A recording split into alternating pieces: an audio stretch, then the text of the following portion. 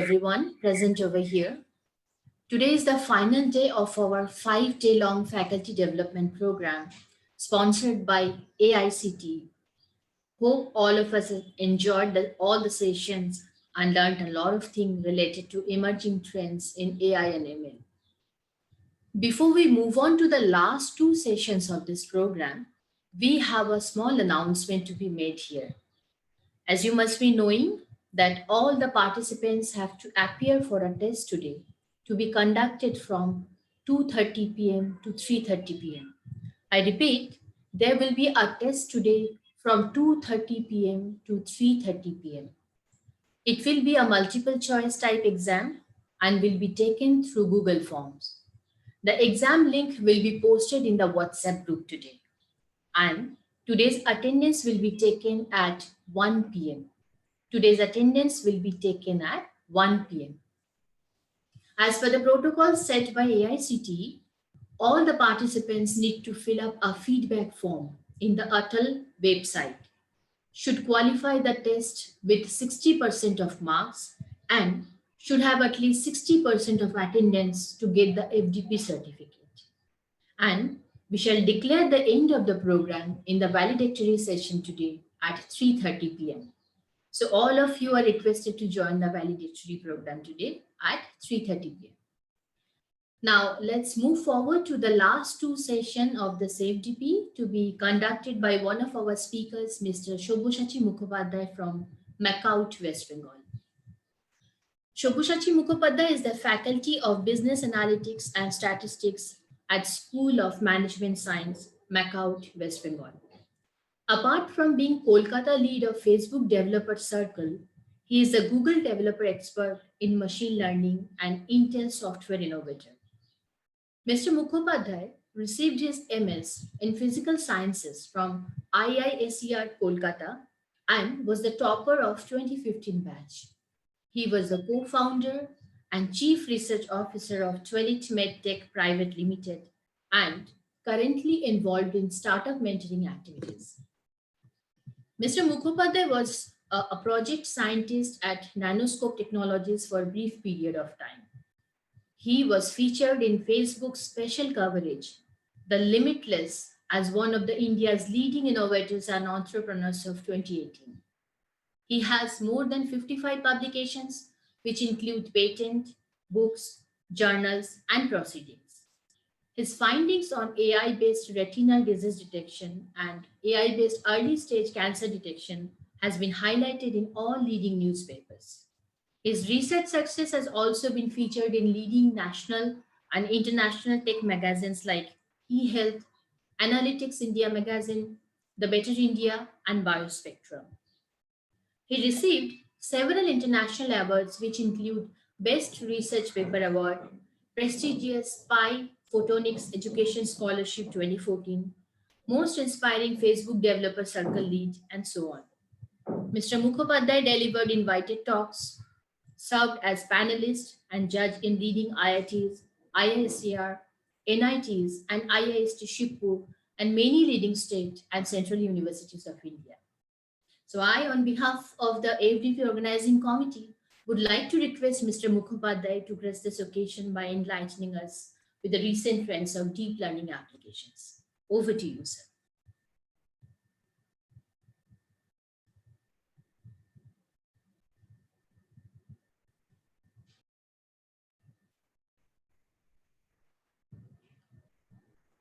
Tufan sir, could you please unmute yourself?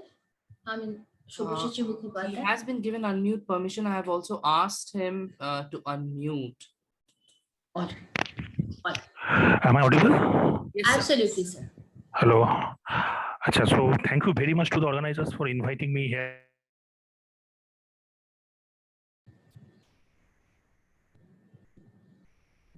So we cannot in this hear August you. event, and I am really pleasure to. Hello. Am I audible? Yes, sir, you're now audible. In middle, you suddenly got disconnected for a moment.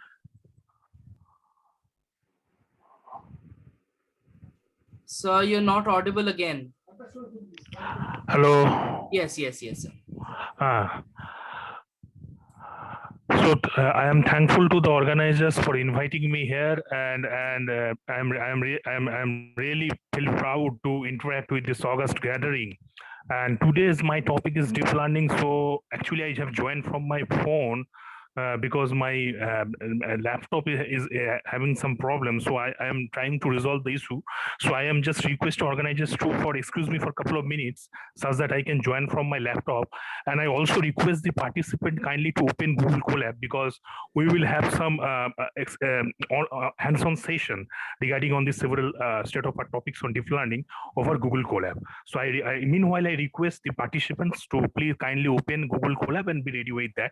I am just coming, joining back in a couple of minutes. Thank you. Sure, sir. Sure, no problem. So, as per the request of the speaker, all the participants are requested to open Google Colab and be ready with their laptop. Speaker will be joining soon.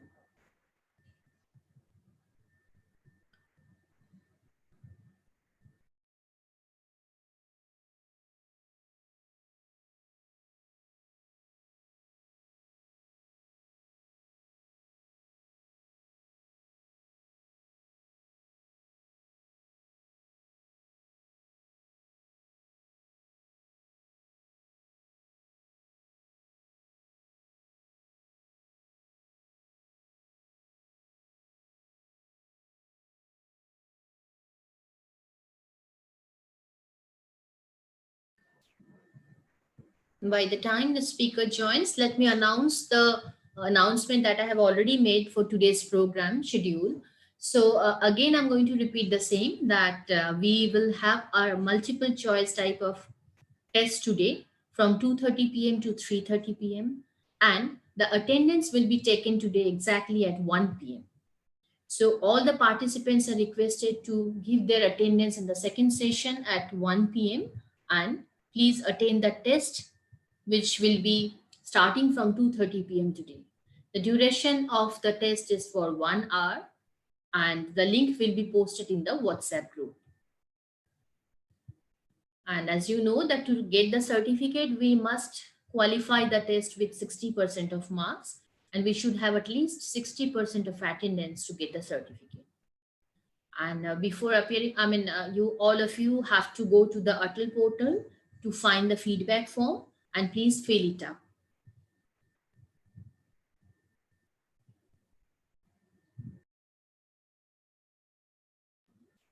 Yes, the speaker is here. Sir, kindly unmute yourself.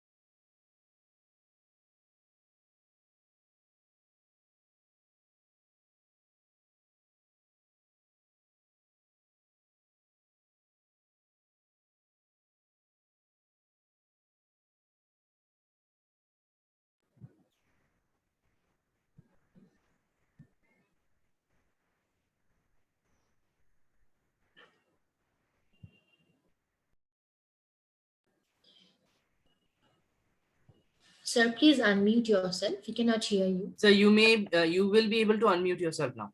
Okay, thank you. Thank you. Am I audible to all of you clearly? Absolutely. It's clear. Yes. Okay.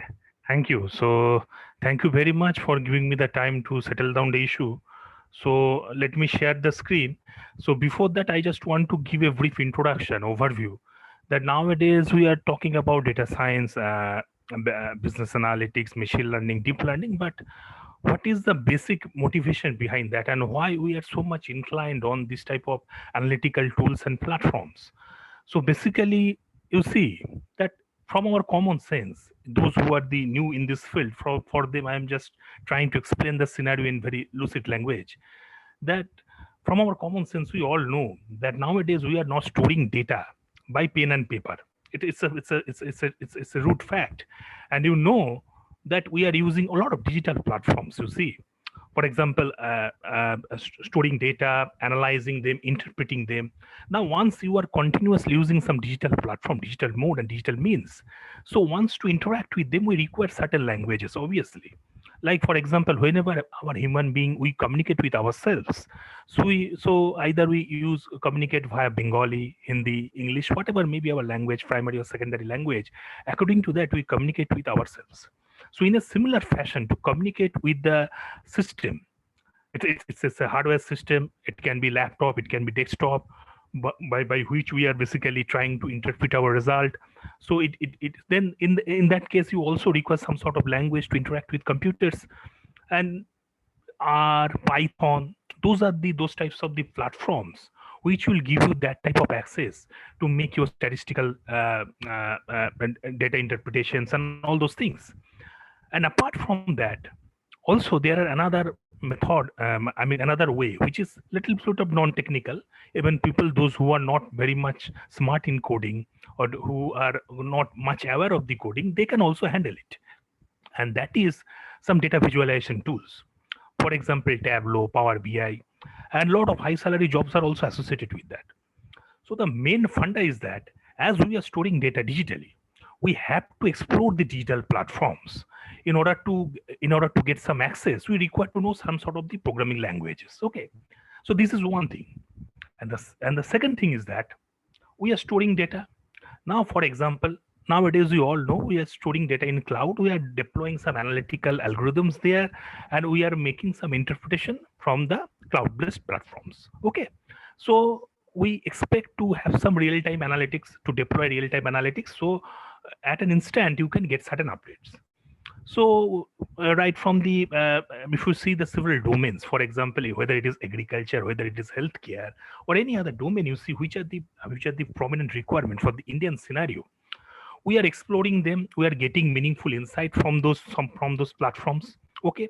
Now continuously storing data in cloud, what happens that sometimes it creates congestion, and which results the latency.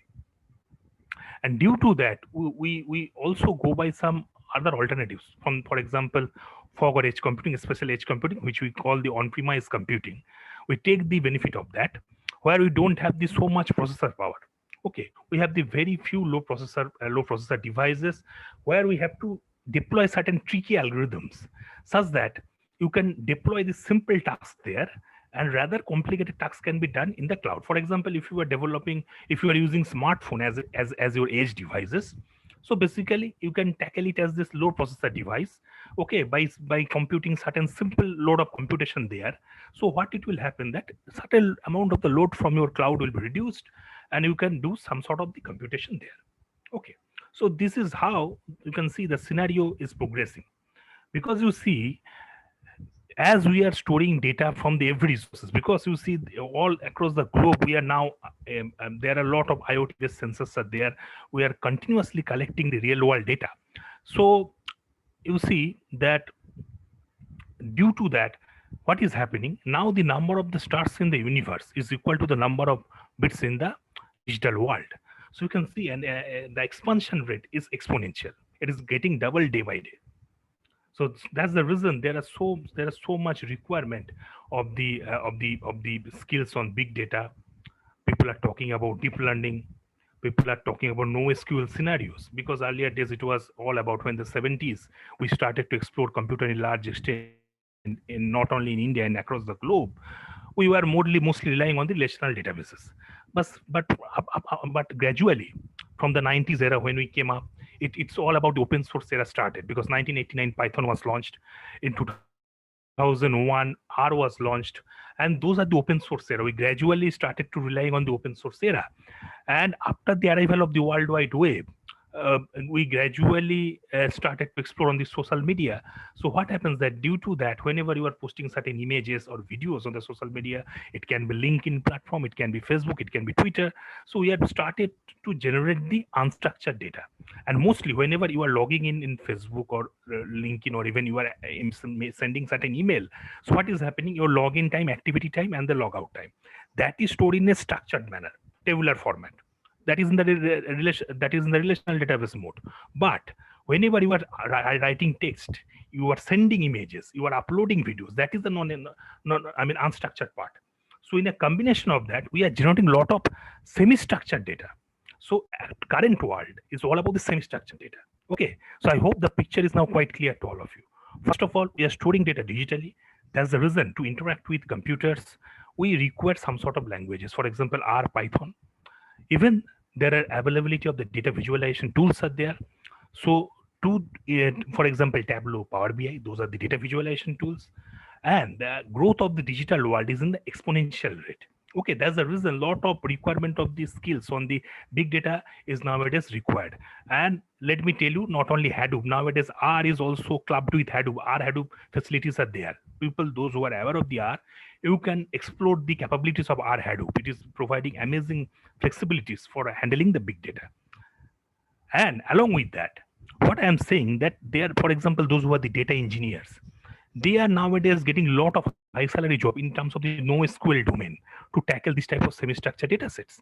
And even at the graph database nowadays is getting a lot of popularity. One of the Neo4j is one of the prime enabler of that. Okay, so this is the basic background that if you are new to data science domain, how you can actually explore yourself. Okay, and what are the potential opportunities are there in this domain, right from the academics to industry. This is the basic background, because those who are maybe new to this particular domain, they require this type of the basic background information. And you see the popularity is so much nowadays. You can see that even a lot of BTech program on AI or data science you can hear. MTech program is there. Even people has expanded it in the management domain also. You can hear BBA or MBA programs in business analytics. You can hear some people are also giving it, then they directly name as the data analytics or data science program. So you can see that in every domain, science, technology, management, it is getting high popularity.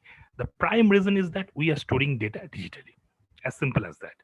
Now, regarding today's session, as I already told you, and those who may join later, I am requesting the participant to kindly open Google Colab. And once you are opening the Google Colab, you will see one option, new notebook. Kindly open that. Okay. So I will share this Python notebook with organizers. They will share with all of you. But meanwhile, if in some cases, wherever possible, you can write some small amount of the codes in Google Colab. You can run them. It will give you a lot of confidence. Those who are new in this space, especially those who are new in this particular field, they can also learn by doing some hands-on session. It will be better for them. And I want to thank again the organizers, because you see, in my earlier talks, those who have attended my earlier talks, and even in IEM or any other academic institute, that basically I always put emphasize one thing, that can we come up with some impactful solution, impactful product-based solutions, which can create impact on the bottom of pyramid zone. Because you see, across the globe, there are more than 80% people under the bottom of pyramid category. In India, it is more than 96%. So whatever the limited capacity we have, somebody may be very good in Android app development, somebody may be very good in blockchain, somebody may be very good in IoT, somebody may be very good in machine learning, or have some standard knowledge. So can we explain now? Can we explore our capabilities to create impact on that zone, such that if we can develop certain meaningful solutions? So I have demonstrated in my earlier talks about certain some sort of the whatever the product we have developed, what are the pathways we have followed, that I have discussed earlier. But the thing is that those hour span of power of those talks were 1 hour hardly, and on those shorter span, it was not possible for me to give you some hints, to give you some idea that how you are, whenever you are programming, whenever you are coding, how can you tackle certain scenarios. Because you see, whenever you are writing codes, there are several factors are there. First of all, one is the processor power. Okay, whether you are implementing in CPU or GPU, or whether you are making it a combination of lot of GPUs, or whether it's a CPU GPU based combination is there. Second one is the what is your front end language, how you are interacting with backend. Okay, for example, PyTorch is a Pythonic platform, and highly appreciated by the academic fraternity. It's a deep learning framework and highly Pythonic, but at backend it has the C++ support, and due to that, it is so fast. Your execution becomes so fast. Okay, so those factors are always there, along with the time complexity. Okay, so basically, for example, you are analyzing n by n image, so your order of complexity goes n square. What about unfolding it or vectorizing it in a horizontal or vertical directions? So image is in matrix format. For example, you're in first row, it is ABC, second row DEF.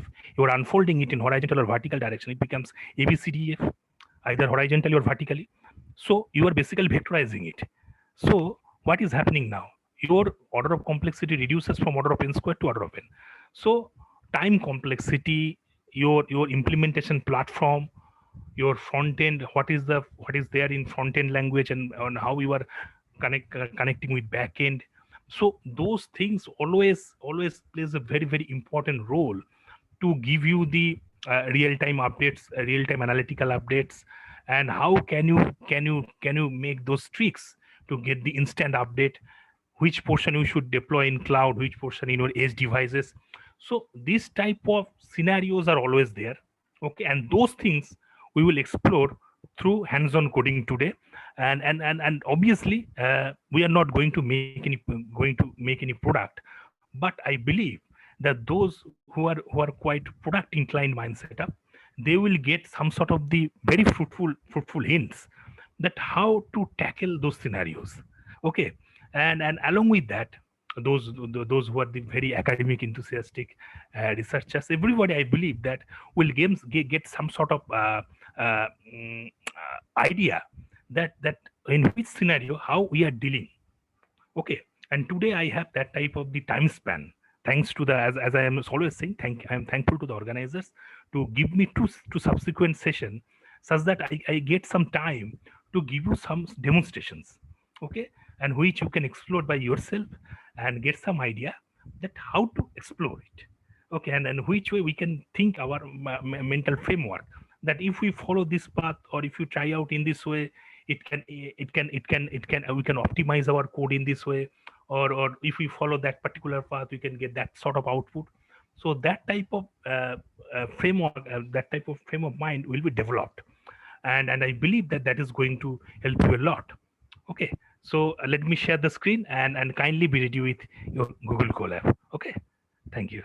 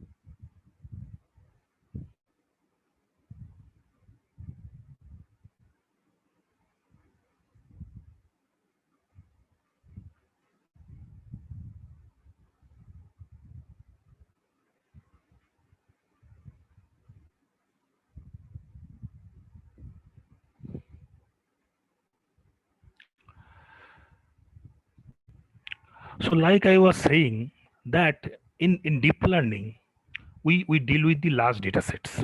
Okay, so data in order of, whenever we go with data in order of 10 to the power 5 almost, that is the perfect setup for deploying deep learning. And before that, below to data in order of 10 to the power 5, it is okay with machine learning. There are a lot of amazing tools are there in machine learning you can explore. Okay, and that is going to give you a optimum solution. So basically, the factor which actually makes the deep learning so much robust, that is the activation function. So basically, we whenever we go for the machine learning based approach, so sigmoid function tan hyperbolic is there. The concept when arrive, it is all about the mimicking human activity. Okay, so cognitive activity of our neurons. Okay, the artificial intelligence first came up in 1940s, but gradually people started to writing the lot of mathematical develop the mathematical aspects, and we came up with lot of robust solutions one by one. Okay, so basically due to that, the new lot of new methods we get in machine learning, and in particularly in deep learning, the one of the most famous development which has been made in 1989. One of the paper was written by our Ian LeCun. Okay, and we came up we came to see Linnet. Okay, and Excuse which me, is sir. one of the very hello. Excuse me, Am I sir. audible? Sorry for the interruption. Yes, you are absolutely audible, Yes. but unfortunately, we Acha, cannot is the see the screen visible? screen. No, no, this is not Okay, seen from our end. okay. Let me reshare it again.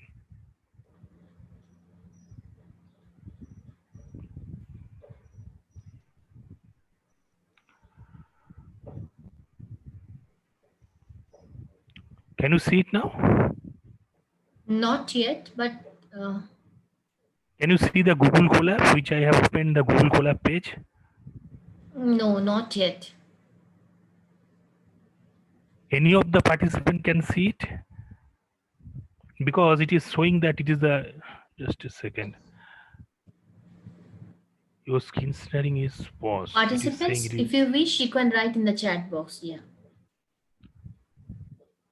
No, sir. Participants are also writing that they cannot see the screen. Just a second.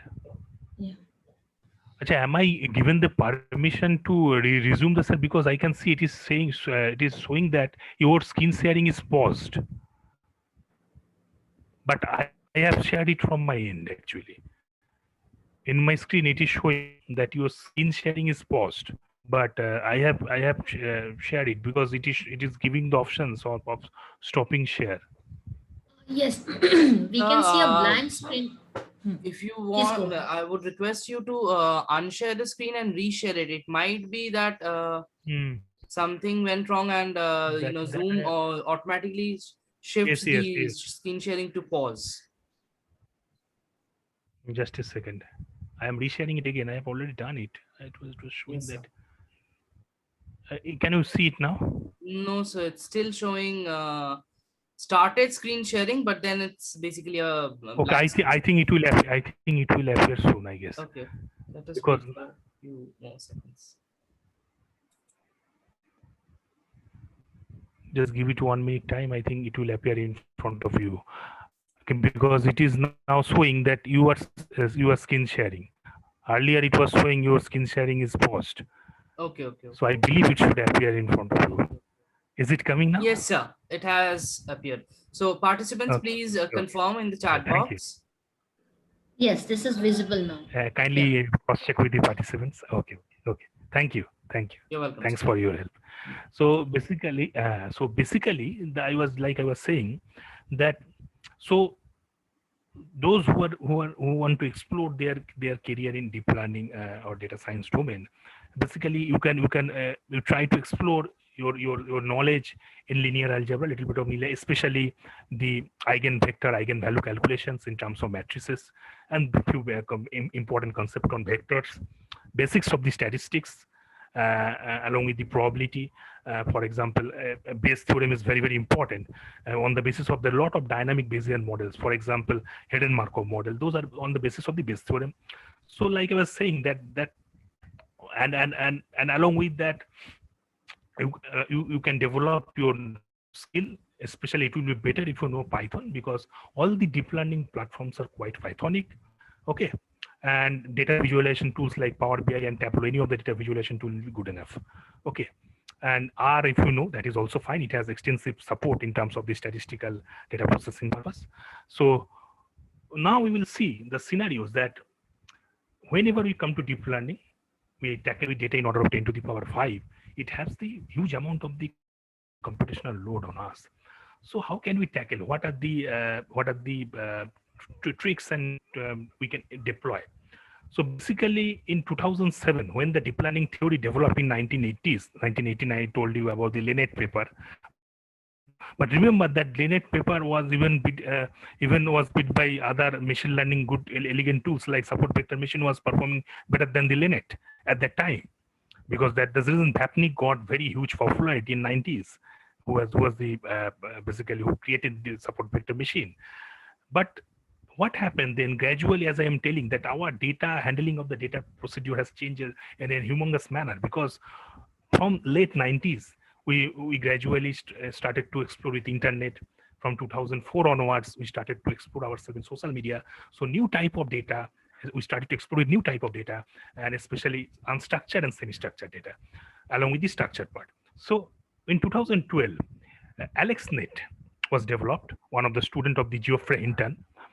So that when AlexNet gave the superior result than Linnet and on the ImageNet competition.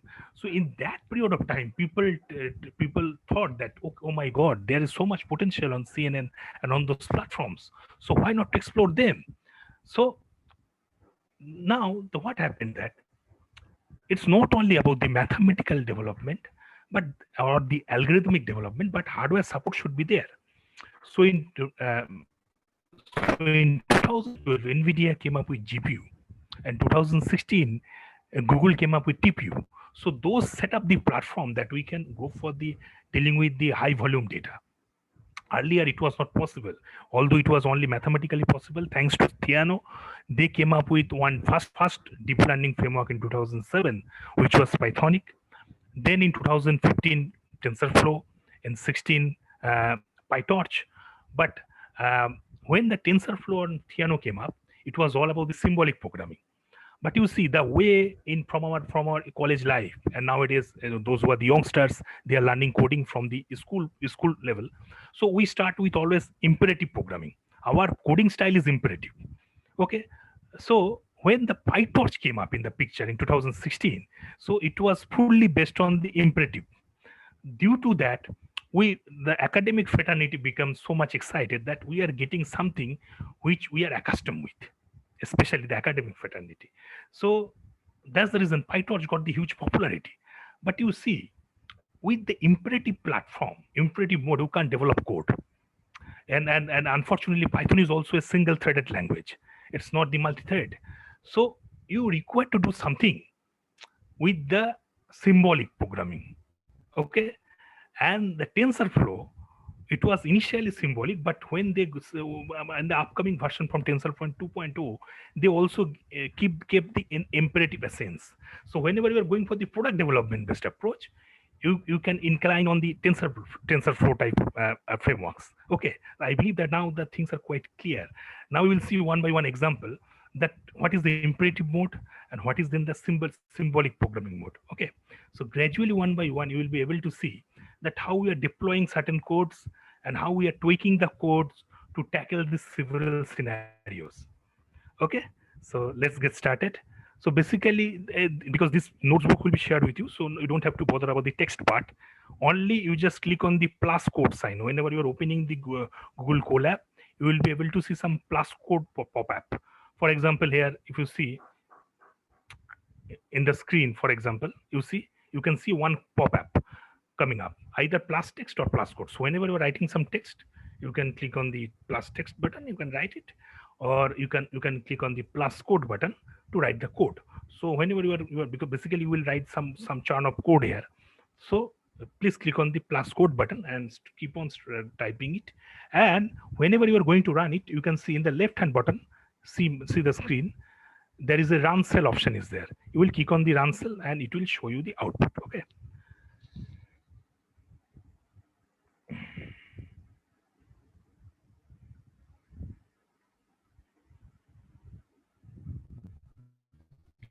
So let's explore the very simple first code. This is one of the imperative programming paradigm we all are aware of. Okay, we are defining at function. Okay, and then what we have done, we have calculated the basically summation of the 1, 2, 3, 4. Okay, and we got the output 10. Okay, so I am not saying to write this particular code, because this is just I'm giving you the idea. Okay, just to giving you the overview. So this is how we can call it as the imperative as well as the interpreted language as well. Okay, so here what we have done, we have basically in the functional body sequence we have evaluated the fancy underscore function. Okay, and we have calculated the summation of 1 2 3 4. Okay, and we got the output 10. So this is the mode of the coding we are quite accustomed with whenever we started to explore in the programming domain.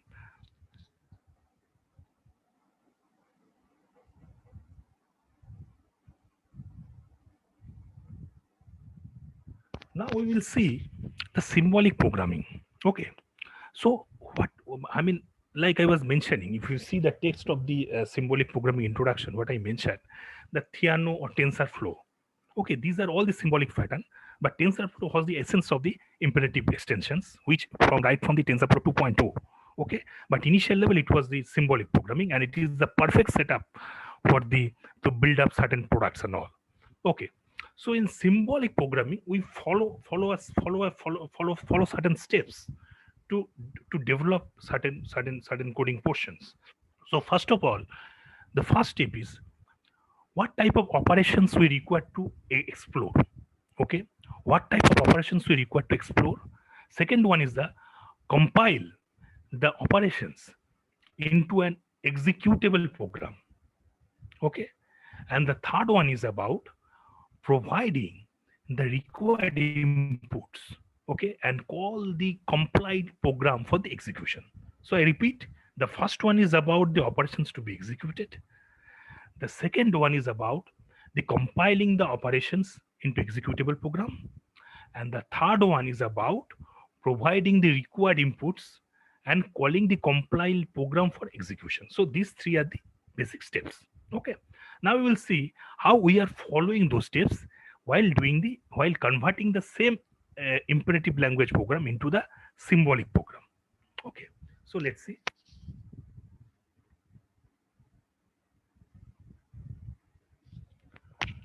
So this is first of all we are defining the problem given to us. Okay, so basic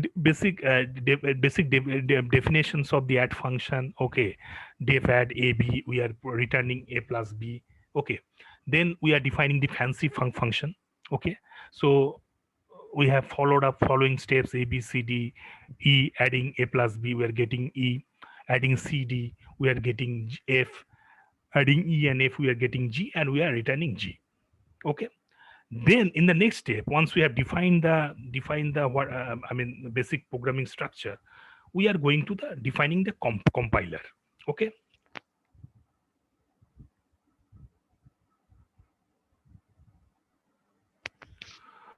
So this is the compiler step, defining the compiler. Okay. And then and the final stage, what we have done, def add AB, we are getting the outcome A plus B. Okay, and at the final stage what you see after defining the after writing up to return G, we are simply calling the function fancy func. Okay, print fancy func 1 2 3 4, and we are getting the output 10. Okay, so if you follow the structure like the first structure which I have shown you for the imperative programming, and now what you are getting for this symbolic programming. So the three steps are quite prominent in the symbolic programming. Okay, so basically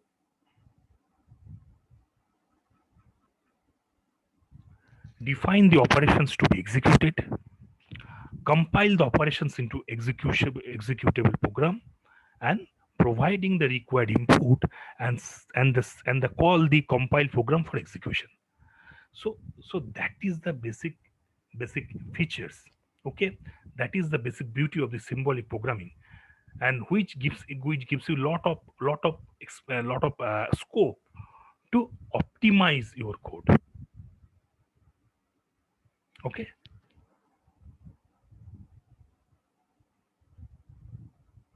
so if you see the basic difference between the imperative or interpreted programming and symbolic programming.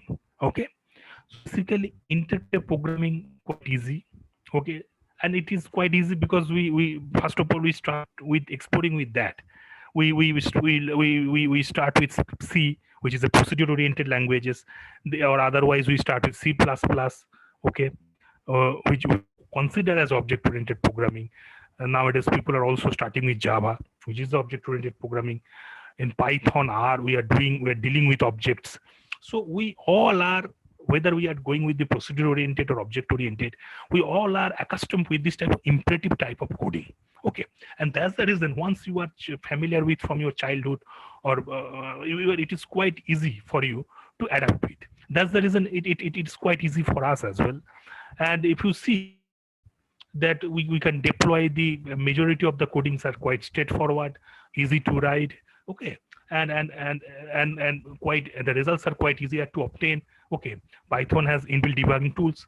And if you see the symbolic programming, like I was mentioning, the symbolic programming is quite efficient and easier to port. Okay, and whenever, for example, optimizations of the course and all those steps are quite easier. Okay, and it is also the platform independent. Another important feature is the platform independent. Okay, so it gives the ability to port the program into a format independent of Python. So this allows the program to be run in a non-Pythonic environment as well. Okay, so that means you don't have to tackle the performance related issue on the basis of the Python interpreter. So that type of facility actually it's onboarded through this type of environment, what we are writing as a symbolic programming.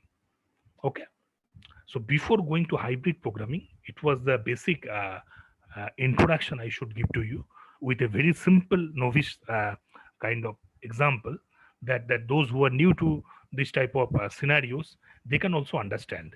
Okay, because this is required a very basic level of coding sense to get the difference between imperative programming language as with the symbolic. Okay, now we will come to see hybrid programming. Okay, the facilities nowadays by TensorFlow is enjoying, okay, which has the hybriding mode, because it was written in symbolic programming way, but it has the essence of imperative coding right from the TensorFlow 2.0. Now the current version of the TensorFlow, if I am not wrong, it is 2.5. So 2.0, right from the 2.0 version, it is getting that type of facilities. Okay, so basically we'll see that historically, like I have mentioned here, that when we come to hybrid programming, okay, so historically most of the deep learning frameworks, either either they are going with the imperative mode of approach, or they are going with the symbolic mode of approach. Okay, so for example, we can talk about Theano, TensorFlow, Keras. Okay, these are the good models to explore out with. And whether the PyTorch or Chainer, these are the good platform of the imperative approach, like I mentioned earlier also.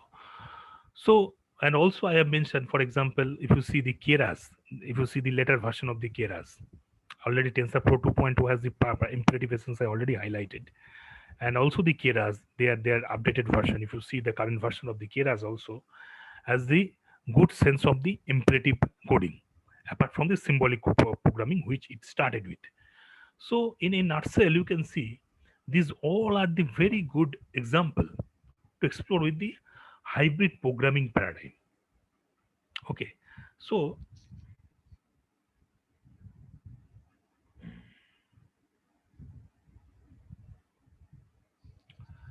basically, whenever you will see that whenever we will explore the module like MXNet, so we will talk about the uh, platforms like Gluon. Okay, so Gluon, in case of the Gluon also, it is enjoying the both the programming paradigm. It is also the imperative as well as your symbolic. Okay, so this is leading to your basically the pure this is basically leading to the hybrid programming platform rather than going with the pure imperative or pure symbolic. So first of all, our target will be to build the hybrid block or hybrid sequential class. Okay, and by default either of them has the same way. I mean, you know that the block the certain, they can have contain the entire model or certain portion of the code. So under the hybrid block or hybrid sequential class, we'll be able to see the facilities of the hybridizing facilities of the symbolic programming or the or for example your imperative programming. Okay, so let us start with the hybridizing the sequential class.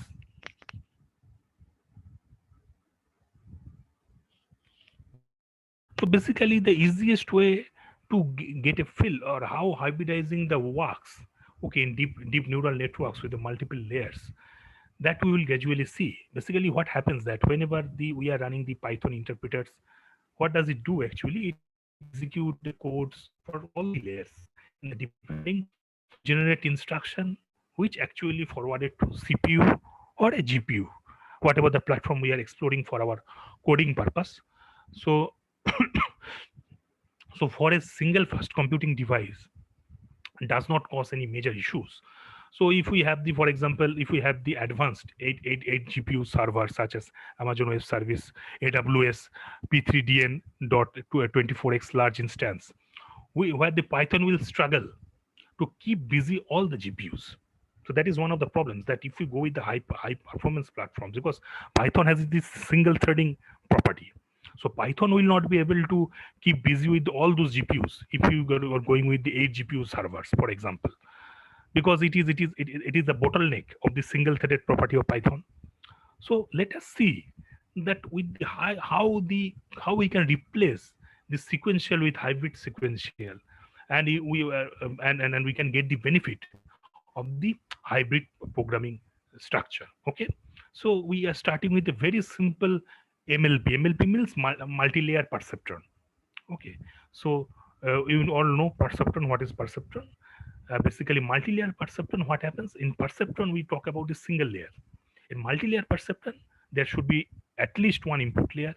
One input layer, at least one hidden layer, and one output layer.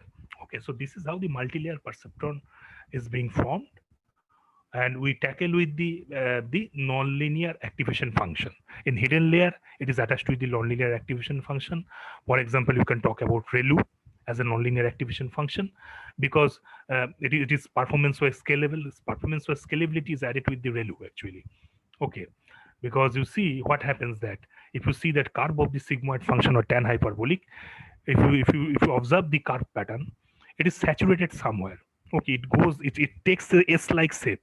If you see the curve of the tan hyperbolic or sigmoid, it is taking the S-like shape. Although tan hyperbolic is better than sigmoid function. In 1989, Linnet paper actually, Ian Lekun discussed about the sigmoid function, but then it was found that tan hyperbolic is also better than sigmoid, because in case of the tan hyperbolic, you are getting some value for the negativity point of view as well, because the range is of the tan hyperbolic from -1 to +1. Okay, for the negative swing, you are getting some wave pattern. But in case of the sigmoid, what is happening? The range is from 0 to 1. So for the negative value, you are not getting any kind of swing of the waveform. So it is forming 0. Okay, but what happened that time tan hyperbolic or sigmoid function, both are suffering from the vanishing gradient problem. Okay, they both have the vanishing gradient problem, because as I am saying, that's the reason they are not the performance wise scalable. So once the deep learning era came up, people, scientists from this Harvard or MIT, they all are the quite fascinating about the superhuman activity. So what happens that in case of whenever you are mimicking the human activity, what is the difference with the mimicking human activity and superhuman activity? If you go by that philosophy, that if you are working for 24 hours, I'm sorry, if you are working, if you day and night, it is not possible to work you for the 24 hours continuously. Okay, after certain working for 12 hours, 16 hours, your performance will be saturated. Okay, for a not it is not possible for a human being to work 24/7. You require some rest, so your performance saturates. So our human performance curve is exactly matching with the this type of S type of curve shape of the sigmoid or tan hyperbolic. After certain level, the performance gets saturated. But what about the if we have the curve like ramp like function, like for example ReLU, okay, rectifier linear unit. if you see the curve of the ReLU, it is continuous scalable, continuous scalable. So it actually gives you the philosophy of the superhuman activity, that all the time you are on the job, you are executing your full potential to get the optimum outcome. So that's the reason the deep learning has that type of capability to get the accuracy nearby 100%, not only nearby 100%, even 100%. If you have that much of the that scalability of the data, because having data set in order of 10 to the power 5 is not a matter of joke. And nowadays people are following a lot of taking help of the pretend models, that transfer learning, but still getting adequate data set is a challenge in deep learning. So anyway, so coming back to our discussion, that we are going to talk about a very simple example with a multi-layer perceptron. Okay, so if I request all the participants to kindly now start writing the code, because we will see the benefit of the hybridizing the sequential class. Okay, so please click on the plus code button, which will give you, in this way you can see the pop-up whether you can add code cell or add text cell. So please click on the add code cell and just start exploring it. So first of all, you're required to install mxnet. Okay, and then so what will you do, you will simply type pip install mxnet. Okay, then you do the importing of the mxnet module.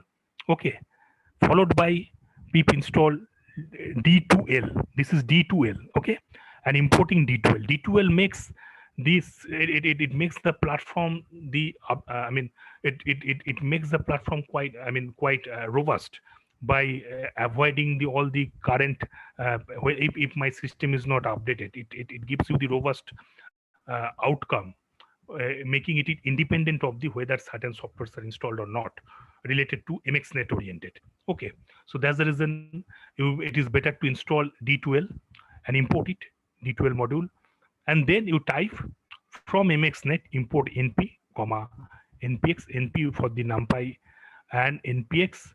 It will in the, under the numpy environment, npx makes it the platform independent. Okay, you don't require to depend on the requirement of the certain updated mode of softwares or downloading something. It gives you the optimum outcome under the np module. Okay, or sorry, mp library. And then you can from mxnet.gluon, that is very important library, because it takes the hybridization facilities, import nn. Okay, and then just from d2l import mxnet as d2l, just write this basic setup. Then we will start exploring on the gradually one by one line of code. Okay, we will type on these sequential layers. So while typing the pip install, kindly do not forget to write the exclamatory sign. Okay, that is there, that is quite essential.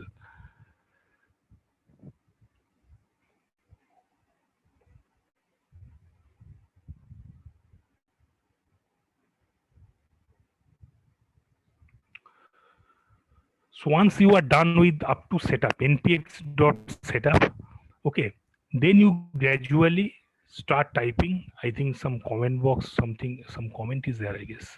Let me check chat.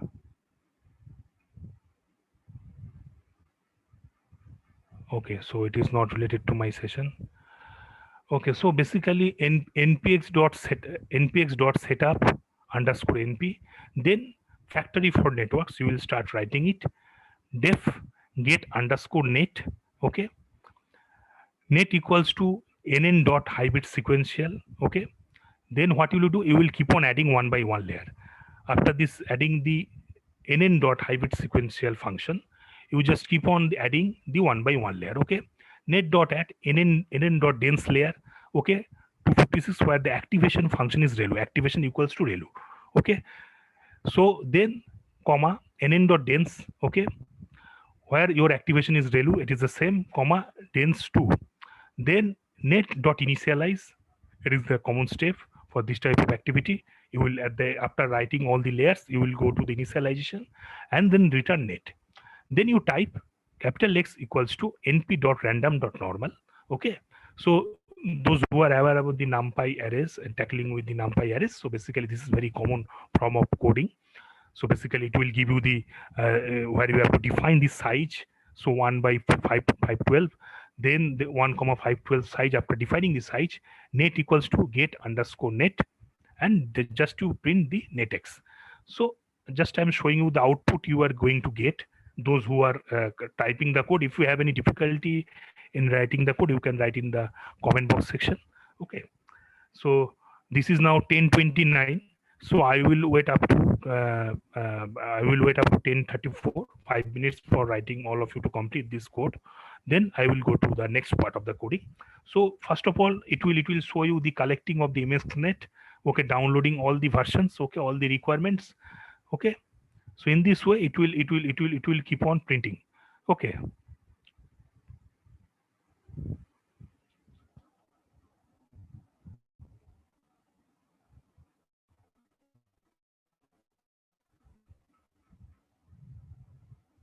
and at the end, after you will be able to see the successfully installed D12, and you will be able to see the array, okay, which we have done it by calling initx function.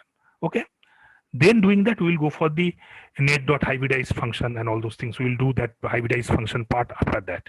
Okay, so I am just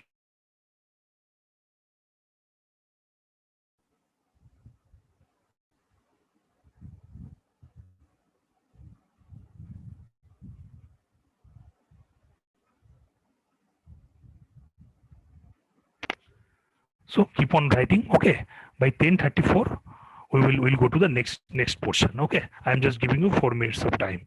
I mean, actually it was 5 minutes, now 4 minutes remaining. Let me check if any text has arrived. Okay, so once while writing the code, if you face any difficulty, let me know. And this is the run cell button in the left hand side. Okay, you can click on it and you can run the code. But remember that you should follow the indentation which I have given in this coding section. For example, after defining any function def get net, you can see there has been some sort of space has been given, and then we have started writing net. Okay, up to return net, up to closing the function. Okay, because whether you are writing loop or writing function in Python or Pythonic platform, any Pythonic platform, indentation is not a fashion, it is mandatory.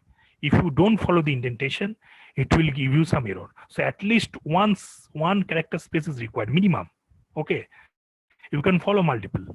In our other languages, in those who are quite accustomed with the coding, they follow the indentation just to make the look code beautiful, okay, or to enhance the readability or visibility of the code. But here you see indentation is not a fashion in Python or Python related platform.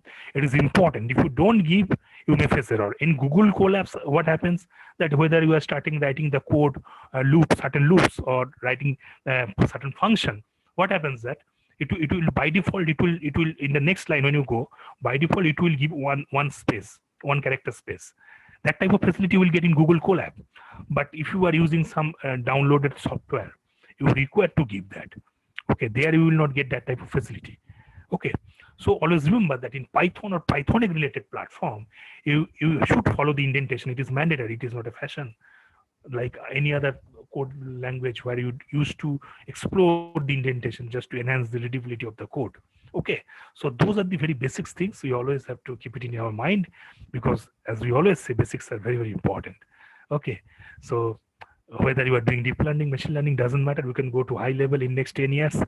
Next 14, 15 years, we are going to explore with quantum machine learning, because from 2035, what will happen that whatever the physical processes we have, that will not be able to tackle all those exponential growth of data. As I was mentioning, that nowadays the number of the stars in the universe is equal to number of the bits in the digital world, and we have the exponential rate growth. So thanks to the blessings of NVIDIA, that's why we are enjoying the facilities of GPU, or the thanks to Google, we are enjoying the facilities of TPU, tensor processing unit. That we are now blessed with that type of platforms, elegant platforms, to process that type of the high chunk of data. But you see, as I am mentioning, that these all those processors will saturate by 2035, as per the experts. So we require quantum platform. So someday you will move to that type of platform. Nowadays, a lot of people, those who are exploring quantum machine learning, they are writing codes there. But you remember that basics are going to remain same. Even you are doing quantum machine learning, they are also required to learn linear algebra. These basics coding aspects, basic essence of coding should be there within you to avoid this type of indentation error in which are very common. I have seen a lot of people make common mistakes in Pythonic platforms, Python or Python related platforms. Okay, so basics are always important. So I would request participants, those are experts, they already know it, but those who are new, I would request kindly follow that type of elegant way of coding. Okay, so I think that already it is 10:34. So let me check this comment box if anything has not arrived there. So I will consider that all of you have incorporated it successfully.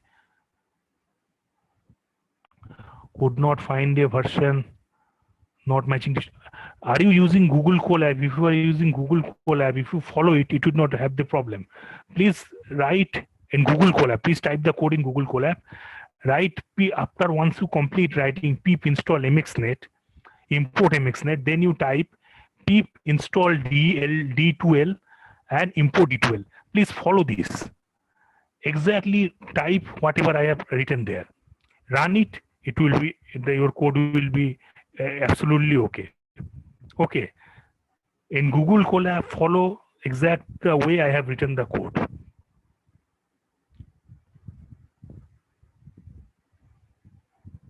It is D2L. Okay, it is D2L, small l.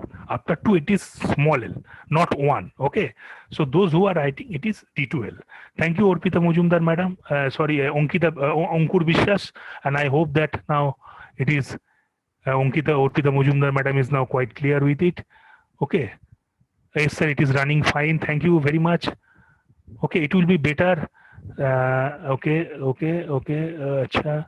Is there any test? Okay, no problem. D2L. Please 1 minute more. Okay, sir. I am waiting. No problem. No problem. So it is 10:36. We will wait up to 10:37. Then we'll move again. Okay.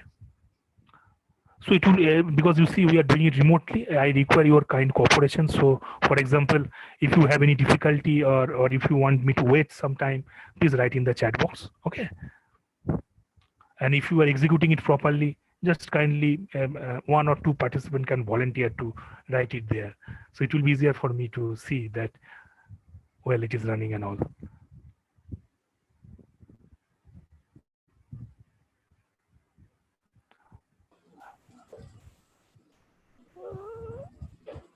Module not find Python.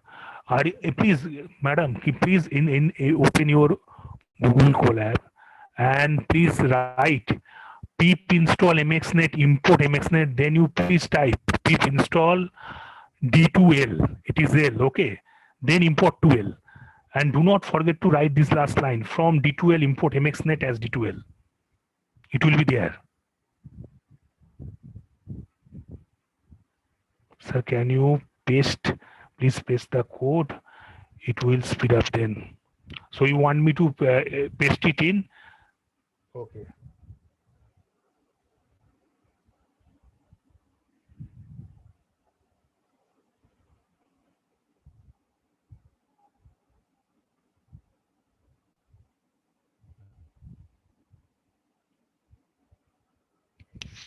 Okay, so I have pasted the code there in comment box. I hope now it should be okay. Most welcome, madam. So should I go ahead let me wait 1 more minute? Okay, it's 10:38. I will wait up to 10:39. Then okay, we'll go to next portion.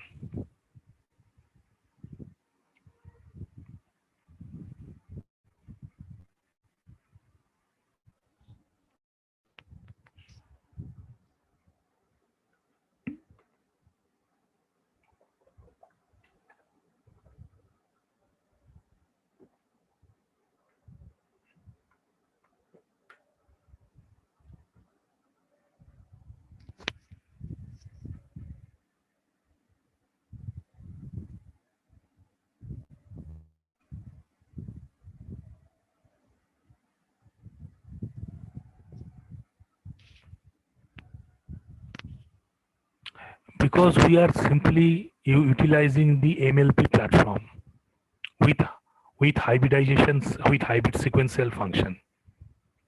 We are doing the hybrid programming here. We are utilizing the hybrid platforms where both type of essence is there, imperative coding as well as your symbolic coding, symbolic programming. We are retaining both the essence there. Okay, and we are doing it. We are implementing multi-layer perceptron, which is the very basic thing to explore in deep learning. Because in deep learning we deal with multi-layer perceptron, so that's the reason we are exploring it on the MLP multi-layer perceptron. Okay, and due to that you require to go by factory for networks. Okay, that's it.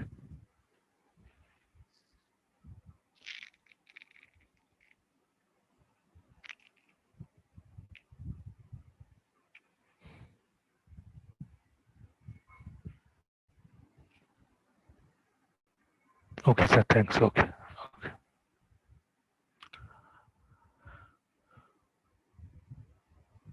So I'm just going the next portion. I hope now this portion is adapted by all of you. So I'm just going to next part. Okay.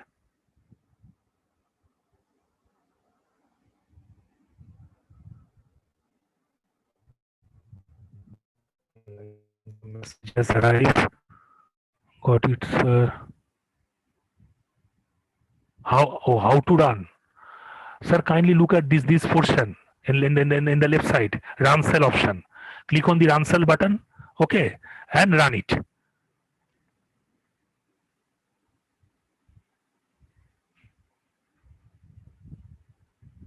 Okay, very good. It already ran. Your code has run. Or you can follow shift enter also, like madam has written there. You can also follow that.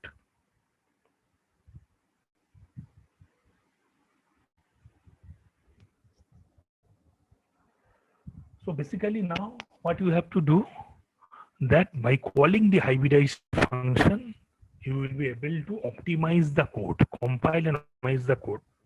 Okay. So once you are writing it, and you are writing netx, after doing the net.hybridized function, calling the net.hybridized function, you will get the following array output. Okay.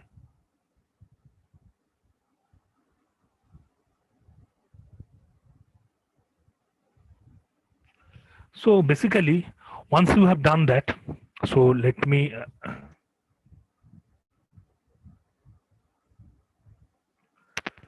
so what will happen, that if you see the earlier result,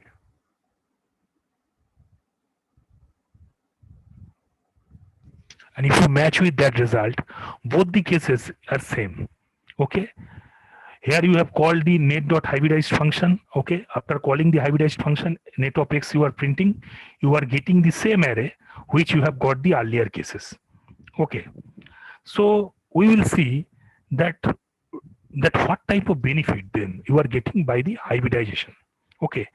Is hybridization is being able to give some acceleration? Okay. That thing we will follow up now.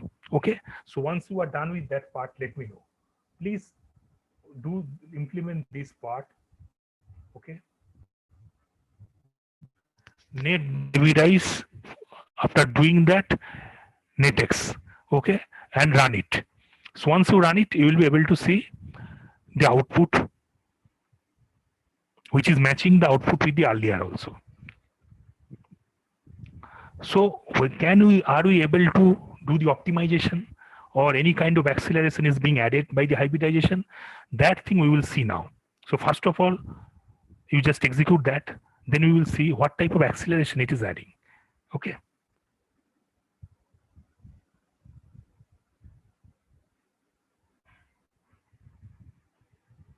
Okay, done. So I believe that these 2 lines of small chunk of code all of you have implemented. Okay. So I'm going to the acceleration by hybridization part. Okay.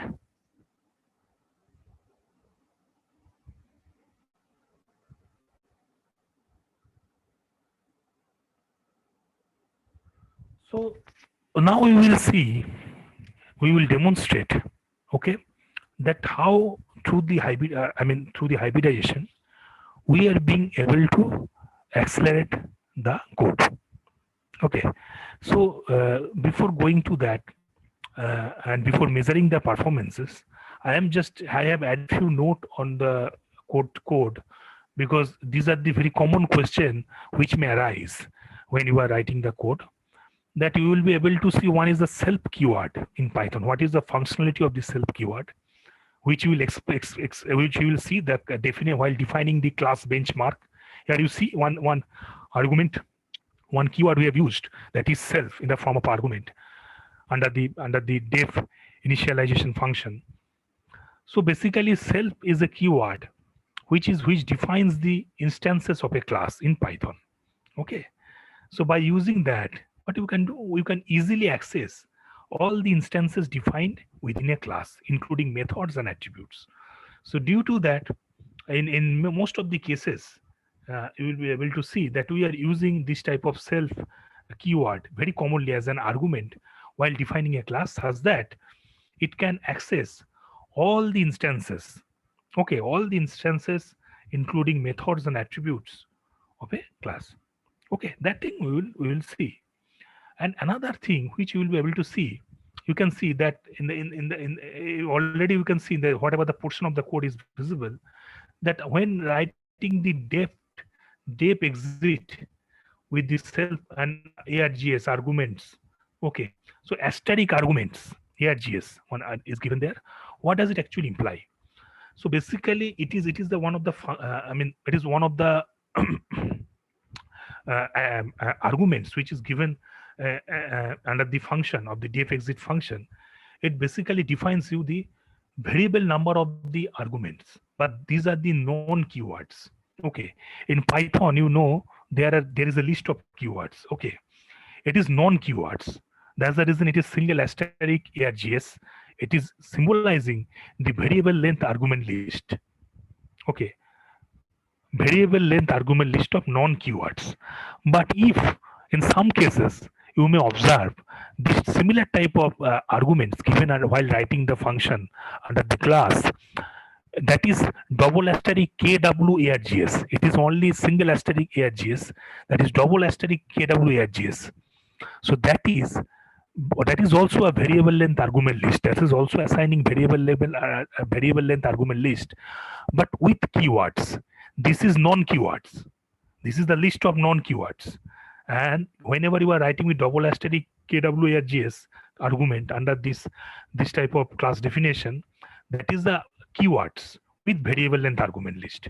So these are the few clarifications I am giving, because these are the common questions which comes in mind. Okay, now I am just scrolling up to the code portion.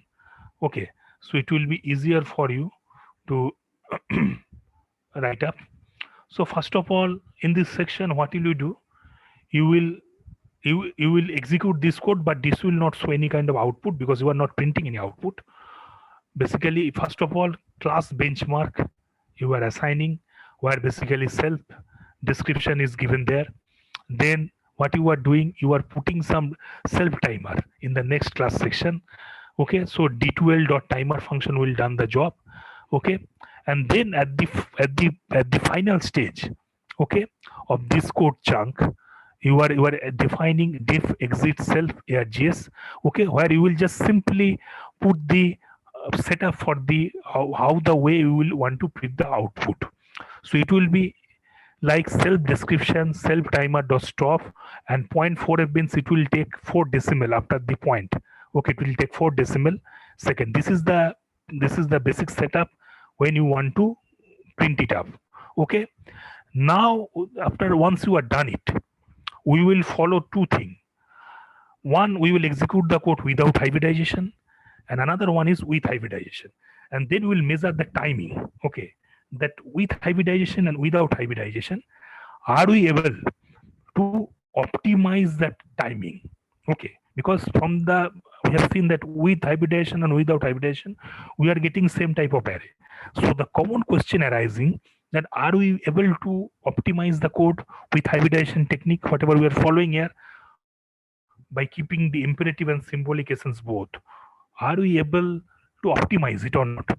So once you write this benchmark part, class definition of the benchmark, okay, once you complete that part up to print, then you just run it. That means your code is okay, fine. If this is not showing any type of error, that means your code is okay. Okay, then in the next section, we will start writing this code. Okay, one without hybridization and one with hybridization. Okay, so once you are done with that part, let me know. It is 10:49. I will wait up to 10:53. Okay, after waiting 4 minutes, I believe that 4 minutes is good enough to write this part of code, and then we'll move to the next part. Okay, so then we will see that with hybridization and without hybridization, we make a tally, and we'll see the measure the time that by adding the hybridization, are we able to get the optimization result or not, optimized result or not. So that type of thing we will explore. Okay. And meanwhile, for any difficulty, kindly ping me.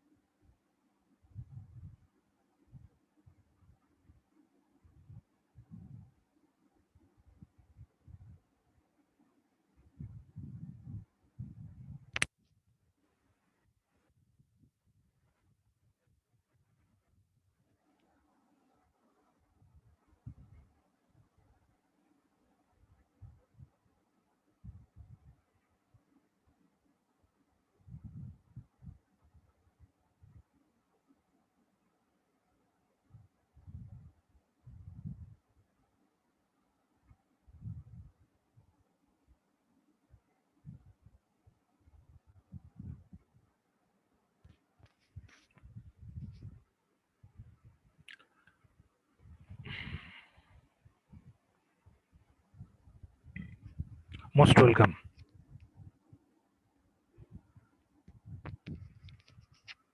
Most welcome.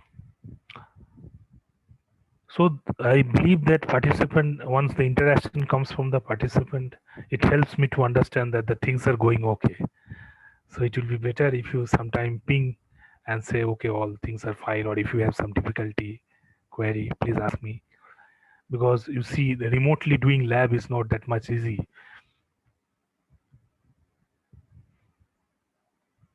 Because I can't see that whether you are being able to explore it or not, whether you are facing some difficulty.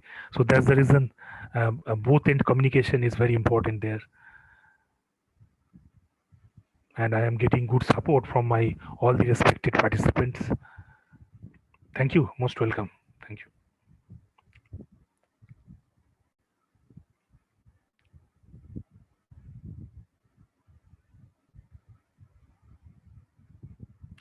So what I'll do now, it's 10:53. So I am moving the next part. Okay. After explaining that, I will share that in chat box also. Okay. So I believe that this part is done by all. Okay. So it's time to move the next portion. Okay.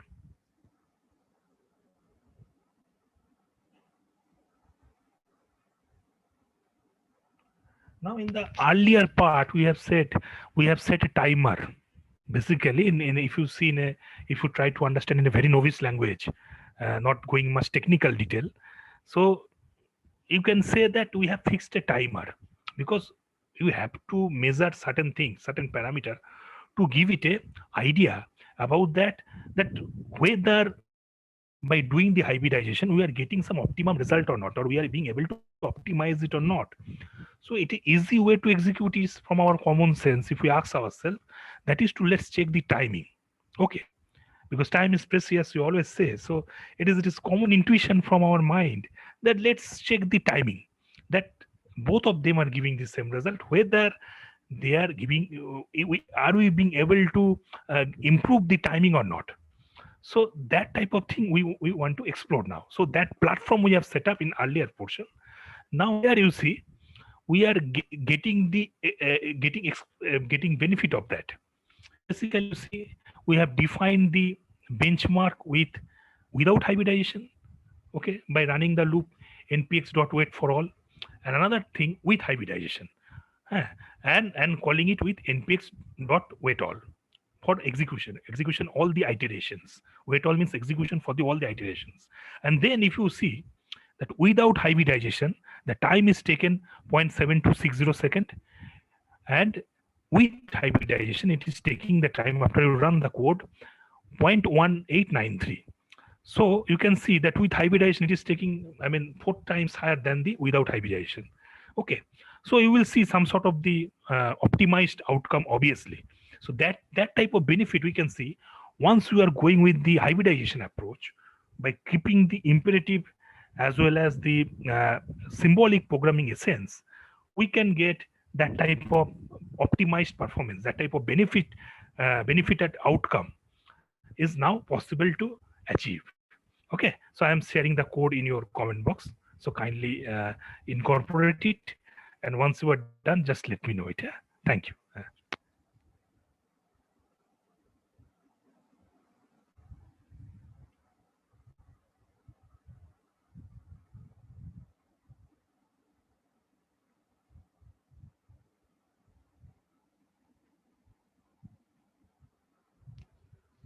Okay, so I have sent you the code in comment box, so kindly incorporate it, and once you are done just let me know it.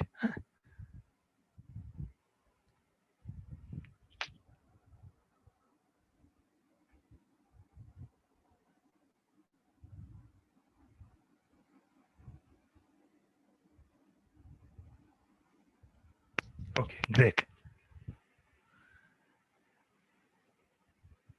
So let me wait 1 minute for all the participants to execute it. It is, and then we will proceed towards the next part of the serialization.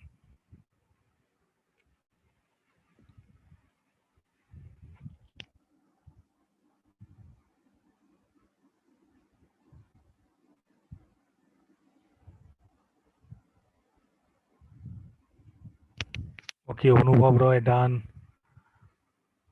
Shivapriya done.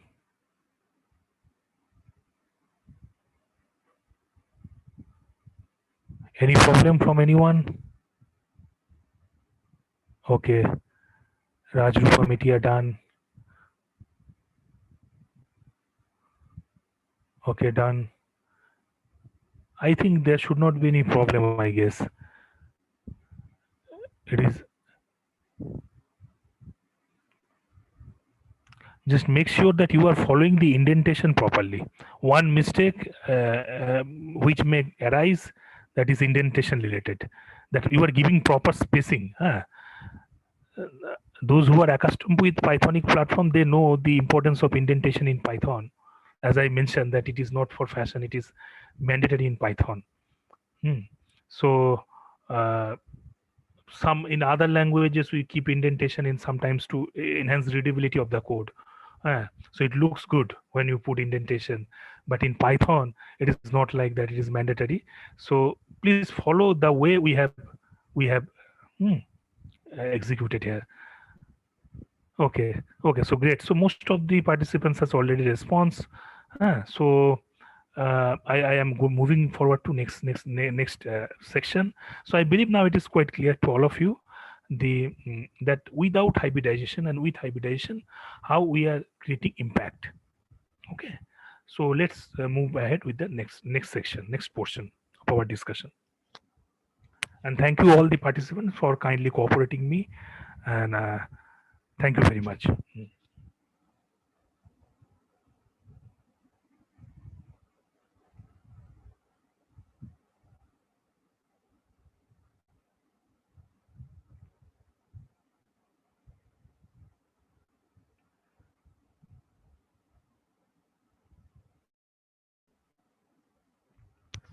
So in the basically in the serialization section, we will see the benefits of the compiling model. Okay, can which we can actually serialize.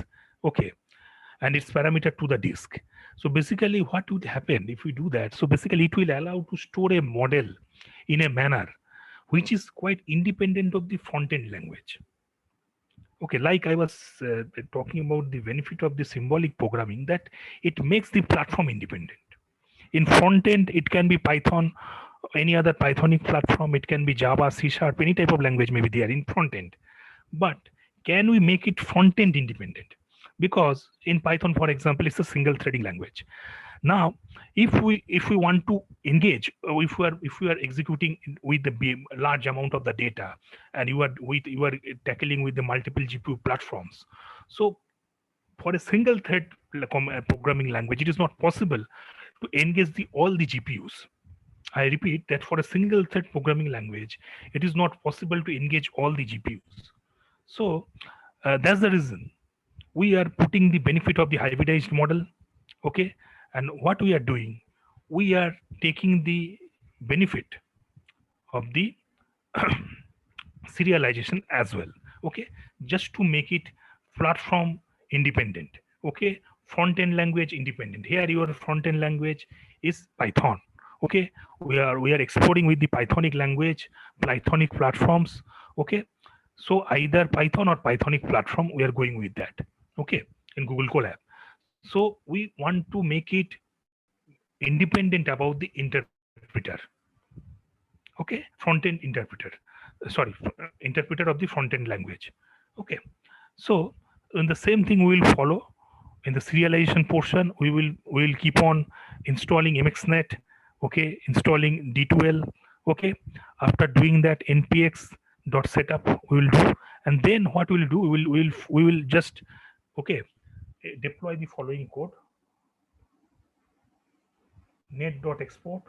Okay, and then we will decompose my mlp. So this type of output you will be able to see. Okay, our target will be to decompose mlp, and if you decompose it, you can see these two type of output will arise. I'm just showing you the output, then you will run the code. You see, one is the mymlp. It's a large binary parameter file has arrived, dot params extension. That means parameter file. It's a large binary parameter file. And another one is your basically the JSON file. Okay. So JSON description of the programming, which is required for the model execution purpose. So these two decomposition has been done. Okay. So these files, what are the benefits of these files? These files can be read by other front-end programming languages. So for example, it can be supported with Python or mxnet, obviously, and with the I mean, any front-end languages supported by Python and mxnet. For example, the C++, R, Scala, Perl, they all will be able to read these two files. So why did we decompose it? Such that apart from this type of Pythonic platforms, the supported Pythonic platforms, for example, I mean, the other programming language which can support this type of platform, C++, R, Scala, Perl, they all can read these two files. One is the large binary file, that is a parameter file, and the other one is your JSON file. Okay, so it can be supported with that. And then what we will do, then we will see the model description by writing this particular code on the JSON file. Okay, head my mlp symbol.json, you will be able to see the model description. So first of all, our task will be to decompose the code. To decompose the overall model. Okay, so we will do the decomposition of the mlp model in order to make it platform independent. To be precise, front-end language independent.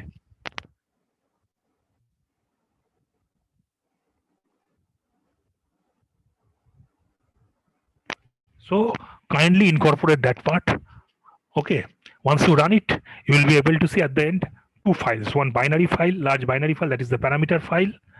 Another one is your basically uh, your JSON file. Okay.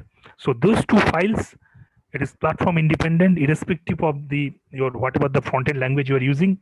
Apart from MXNet module based Pythonic platform or Python, it will be able to supported by R, Scala, Perl, all those languages, C++. They can support, they can execute it, or they can read it.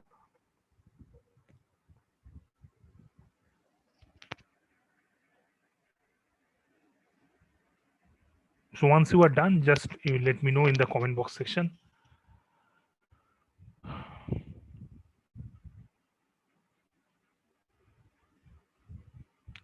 It is now 11:05. By 11:08, we will move to the next portion. Okay.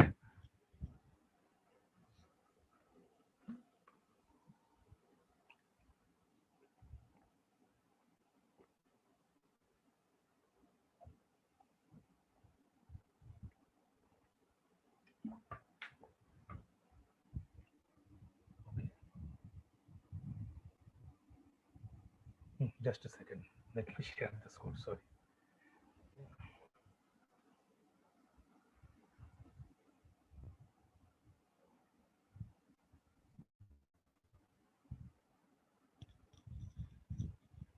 So I have shared the code in your comment box. Kindly have a look.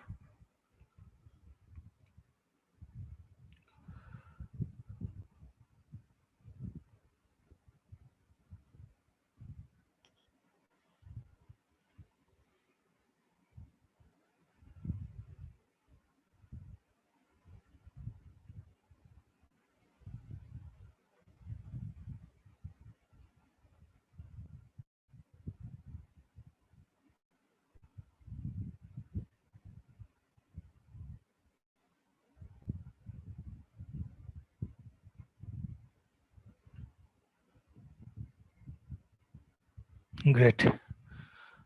Great. Okay, so gradually all our respected participants are uh, nodding their head positively that they have done it. Okay, thank you for your kind feedback, sir.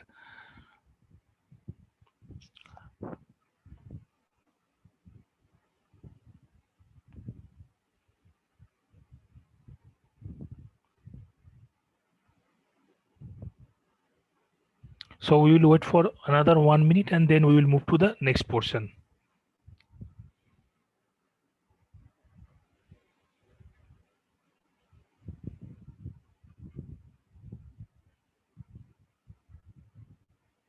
Thank you all the respected participants for your uh, kind feedback or input. So it is helping us to make the session going ahead with quite smoother way. So thank you very much to all.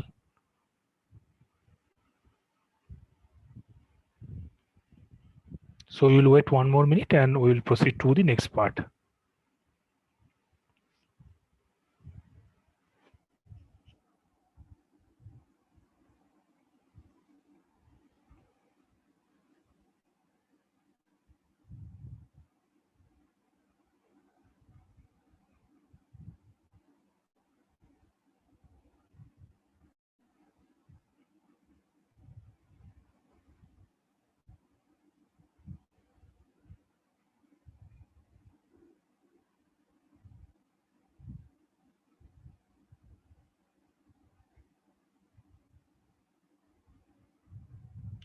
Okay, so it's now 11:08, so we are moving to next part.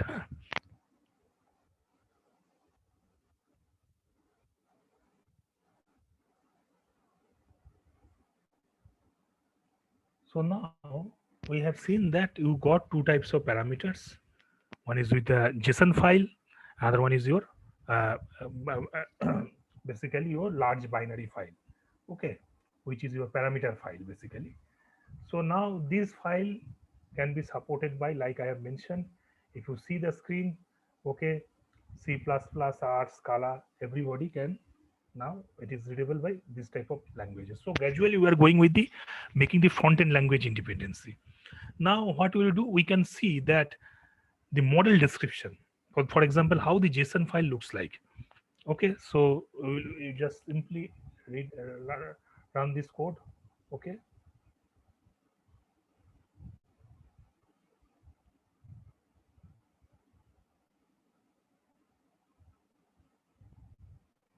so I have written in the comment box.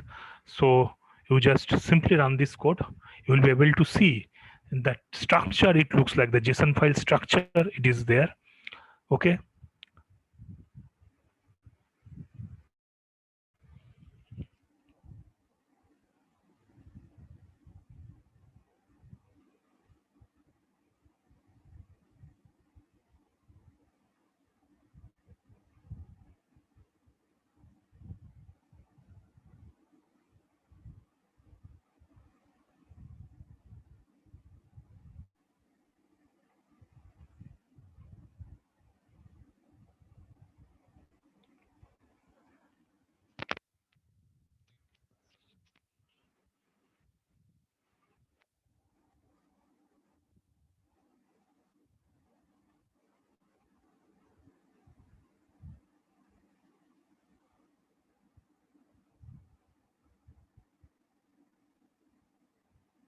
Okay, great. So now we will see that, for example, the how can we gradually check the performances of the hybrid net, for example. So in this case, one of the function which we are going to utilize here. So for example, under the function argument, like I was mentioning, that you see with the double asterisk and kw args. So this is basically signifies you, it's a variable length argument list. It is signifying variable length argument list with keywords. Okay. So in Python, as I mentioned, that there is a list when people start learning Python, we see there are a lot of list of keywords are there. So if the arguments is variable list keywords, then it is double asterisk kwargs we use. This type of naming we do in case of defining a class. Okay. And single asterisk args means that is variable length, which we have seen earlier. That is a variable length argument, but without keywords. So that is the difference between double asterisk kwargs with single asterisk args.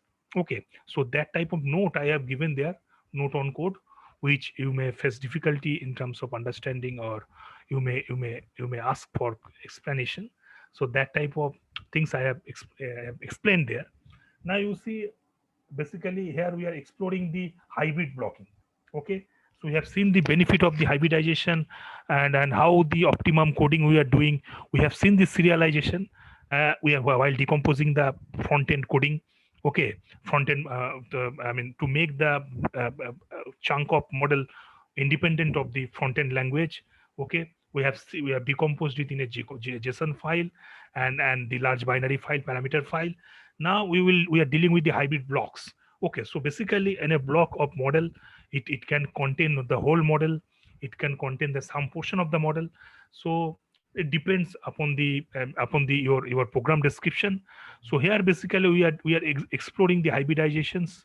Okay, and at the end we will be able to see, for example, after doing the hybridization, okay, we'll explore the hybrid net and their initialization platforms. Okay, so basically in the above code, what we have implemented, just let me explain it a little bit, then I am just copying pasting the code in your comment box section, such that you can execute it quite clearly, easily.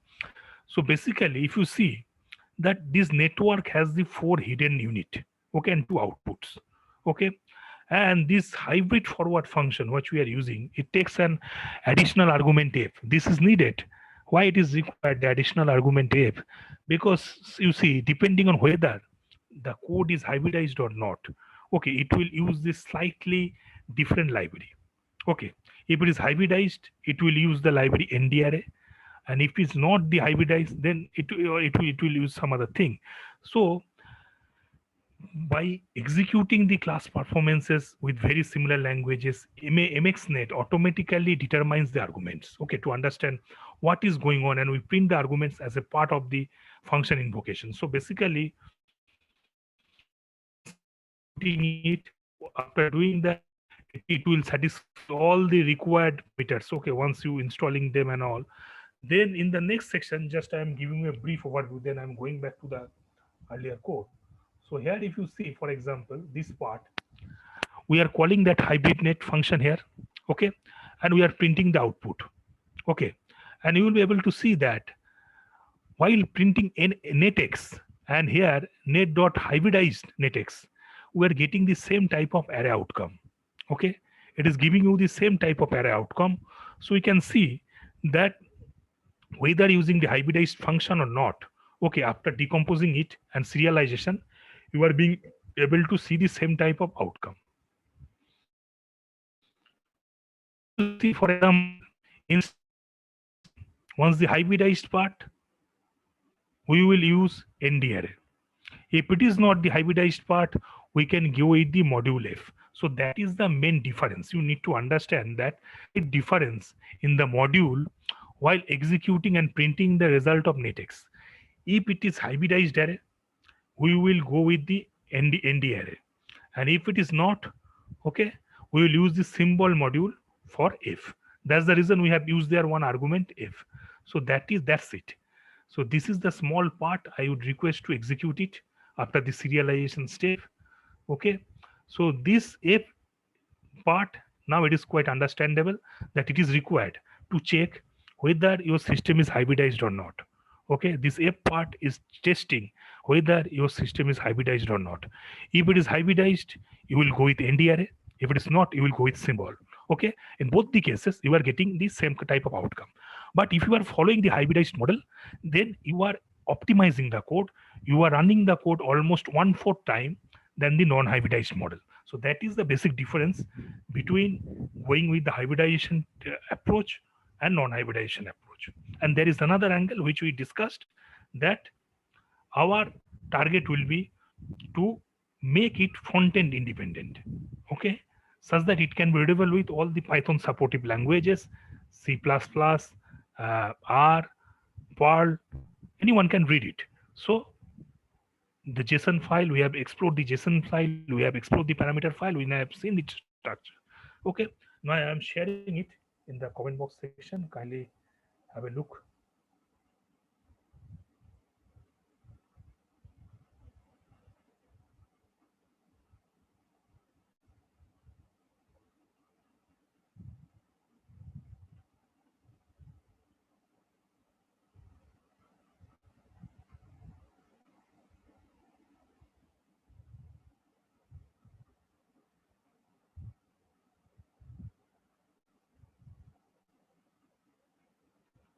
Okay, so it's now 11:17.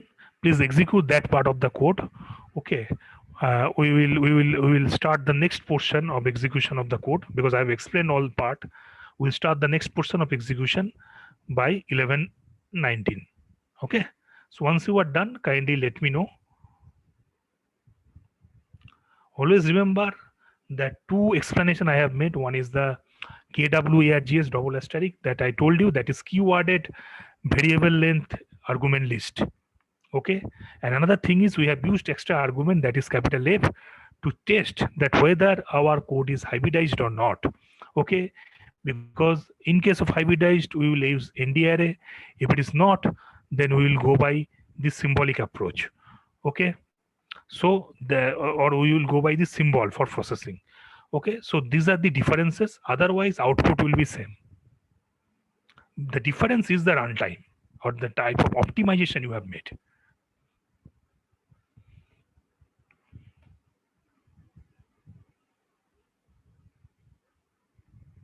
Okay, already the inputs are coming. Please keep on posting once you are done. After getting few responses, I will move to the next part.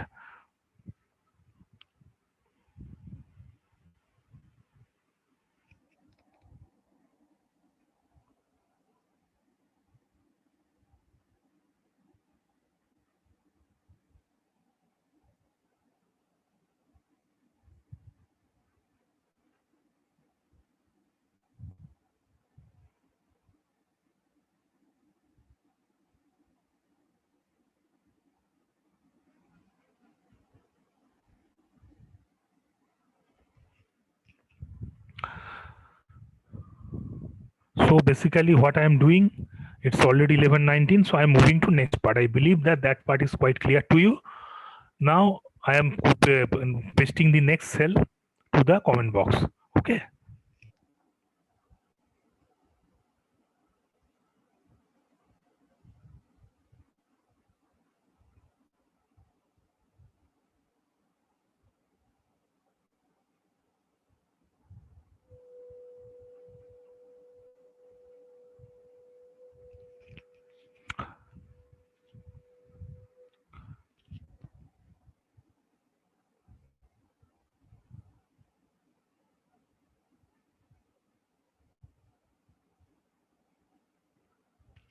So by running these two subsequent cell, this one, okay, netx, by defining net equals to hybrid net, another one is the net dot hybridized function, you will be able to see in both the cases, okay, you are getting the same type of output.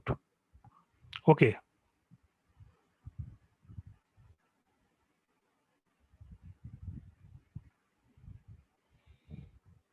So already people have executed it. I am waiting for 10 more seconds and we'll paste the next section of the code in your comment box. You just run it.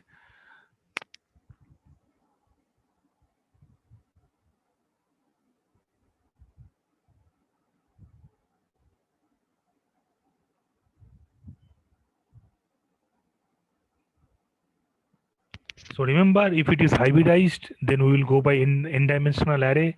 If it is not, we will go by symbol. Okay. In both the cases, we are going to get the same type of output. Net dot hybridized function, we will get the same type of output, and simply running netx, we will get the same type of output. Okay. The array, if you observe the array, it will be same. The component of the array 0.00041,907, comma 0.0016455. Okay. I am pasting the next portion of the code.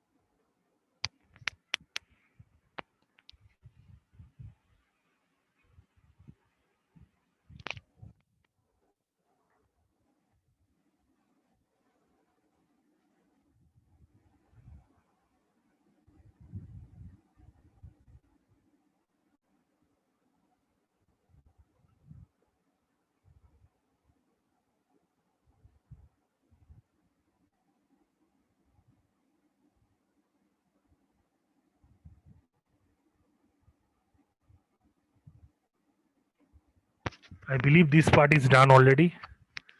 Okay. So you have observed the array outcome. Now you do the last part of this particular script notebook. Just simply run netx. And you will see the amazing outcome.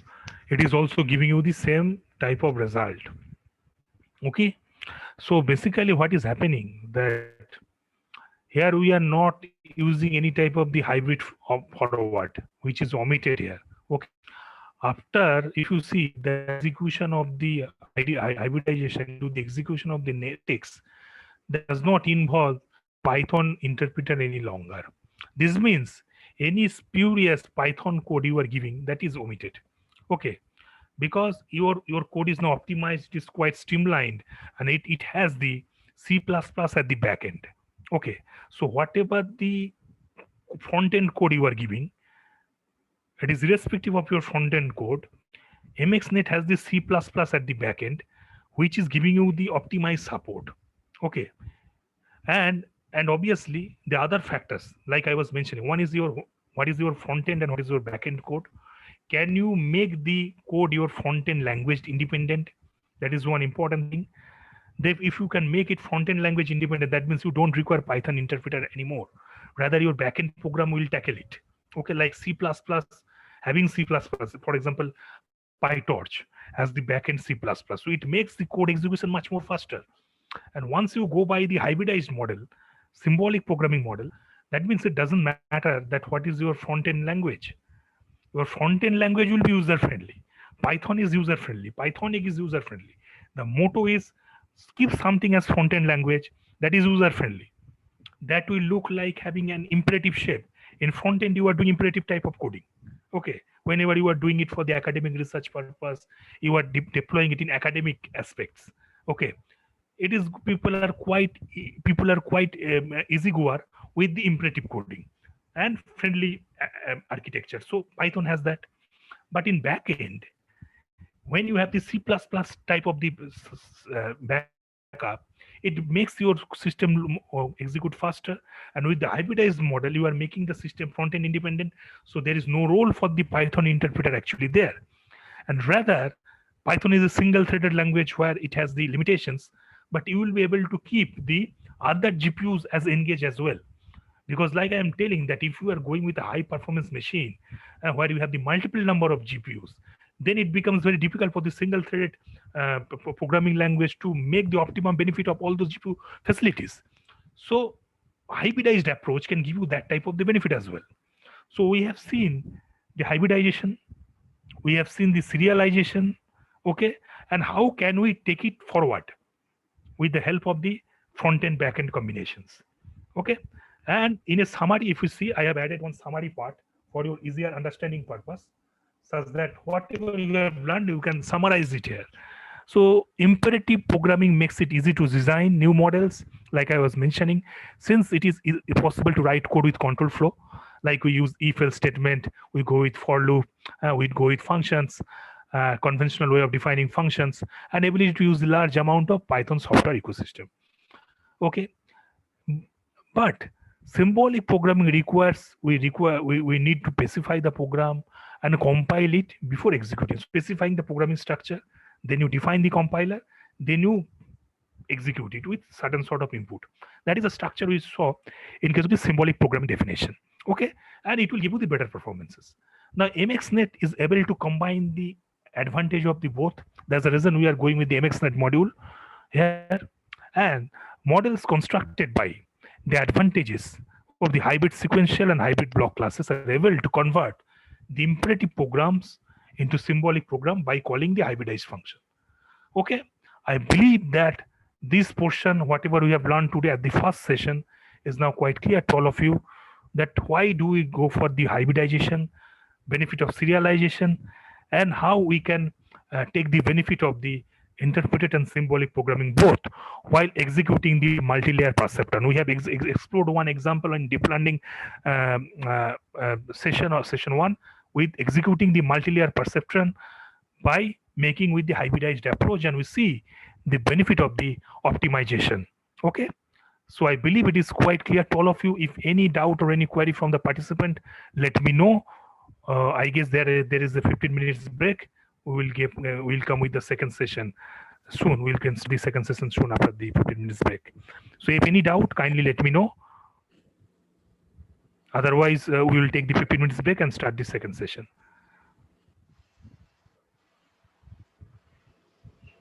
Or any feedback or any suggestion from your end, that would be highly appreciated. You can write it in your comment box section as well. Because it's all, at the end of the day, it's all about peer-to-peer learning.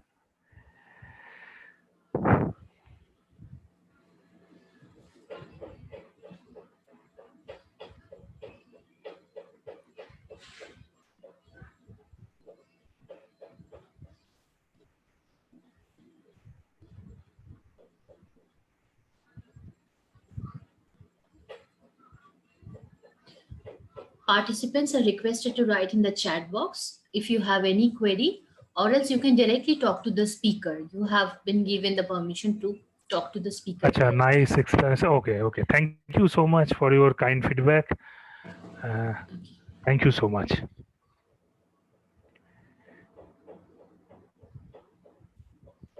Yes, I think our speaker has already addressed all the queries that is written in the chat Thank box. you. Thank you. Nice explanation. Thank you. Participants may ask their questions in the through the mic as well. The unmute permission has been given to them. Thank you. Okay, thank you very much, Pritham sir. Thank you very much, madam. Okay, so I am thankful to all the participants for sharing their kind, precious feedback. So these notes will be given to all of you. Kindly explore it, and you can approach me. My contact details are with the organizers also. I am just sharing my contacts here also. You can approach me. I am just writing my phone number as well as mail ID as well. If you require to contact me, you can contact me anytime. I can do it in second half also, but doing it now about the scope. Okay, thank you. Thank you all for your precious feedback. Yes, sir, it was a wonderful session indeed with Thank you, practical madam. implementation of the code in Google Colabs. And I'm sure that all the participants have enjoyed this hands on learning a lot. And now it's time to go for a short break. We will again join the same link at 11:45 and we'll learn more from Mr. Mukhopadhyay. And just a Thank you. gentle, Thank you. yeah, just a gentle reminder for all that there will be a test today to be conducted from 2:30 p.m. to 3:30 p.m. It will be a 100 marks multiple choice type exam and will be taken through Google Form. The exam link will be posted in the WhatsApp group. The qualifying marks is 60%. And please remember that today's attendance will be taken at 1 p.m. All the participants should have at least 80% attendance altogether to receive the certificate from AICT. Thank you very much. We will again meet at 11:45 today. Thank you, sir. Hello.